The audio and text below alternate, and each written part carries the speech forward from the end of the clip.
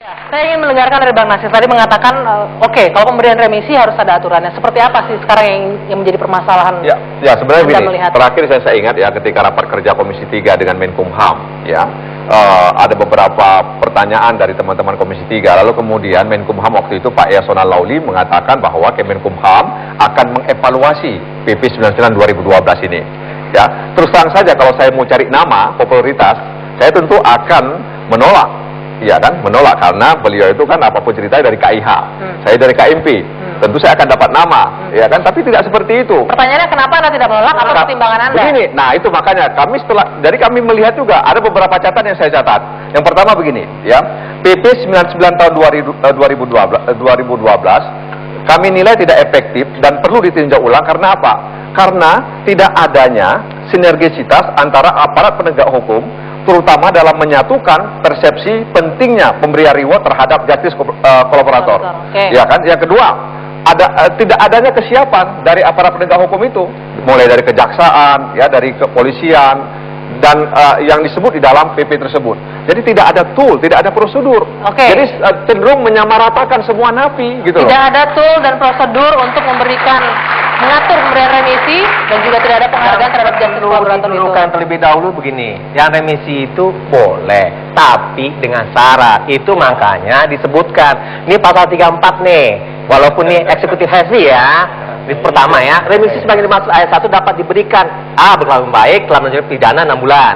Nah, 34A-nya pemberian remisi nih bukan, jadi remisi yang diperberat ini ya syaratnya itu bukan kepada seluruh terpidana, bukan, tapi khusus terpidana korupsi, terpidana terorisme, narkoba. Itu. Nah, itu makanya diperketat. Apa diperketatnya? Satu, bersedia bekerja sama dengan penegak hukum untuk membantu membongkar. Nah, itu yang dikatakan justice kolaborator.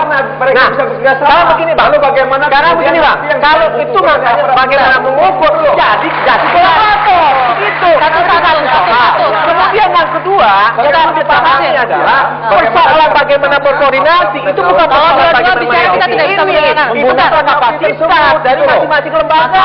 Bukan permasalahan PP. Silakan, yang disampaikan bagaimana mengukur. Iya, maksudnya akhirnya kan ada kesan bahwa seolah-olah PP ini mengukur rata. Ya. Jadi bagaimana kemudian napi yang terlibat dalam narkoba, ya, napi dalam korupsi, sebentar, bagaimana napi dalam kasus korupsi. Tidak bisa didengar Mas Alfon sebentar. Oke, iya, maksud saya bagaimana kemudian institusi penegak hukum yang diminta rekomendasi, ya, bahwa orang misalnya napi dari terlibat kasus korupsi, narkoba, teroris, ya, kemudian dia ingin mendapatkan fasilitas atau hak dia, kemudian KPK bilang Anda nggak layak untuk dapat remisi karena Anda tidak bisa jadi justice kolaborator misalnya, ya kan? Sampai hari ini aja KPK, coba tanya sama KPK, apa keputusan KPK terhadap orang yang diberi justice kolaborator? Barangkali mungkin ada satu orang atau mungkin nggak ada. Saya dengar ada satu orang, ya, satu orang. Itu pun ketika tahap penuntutan, bukan ketika dia jadi napi, ketika tahap tuntutan. Oleh karena itu, Bang, Bang, oleh karena itu dalam revisi ini, contoh Najarudin, tentu harus ya, ketika diperiksa Najarudin, sahabat saya, ya, sahabat saya itu gitu-gitu, sahabat saya. Dia itu berusaha untuk disebut sebagai justice kolaborator, tapi sampai saat ini KPK belum mengaku. Oleh karena itu, padahal dia sudah berbuih-buih mengatakan ini, mengatakan itu.